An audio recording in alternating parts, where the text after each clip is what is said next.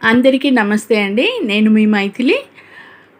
జర్నీకి సిద్ధంగా ఉన్నామండి. రేపు నైట్ మా బంధువుల అబ్బాయిది పెళ్ళి. సో గుడివాడ వెళ్తున్నామన్నమాట. పెళ్ళి గుడివాడలో సికింద్రాబాద్ రైల్వే స్టేషన్కి వచ్చేసాము. ప్లాట్ఫామ్ నెంబర్ 1లోనే నైట్ 10:30 ట్రైన్ అనమాట. ట్రైన్ కోసం చూస్తున్నాము.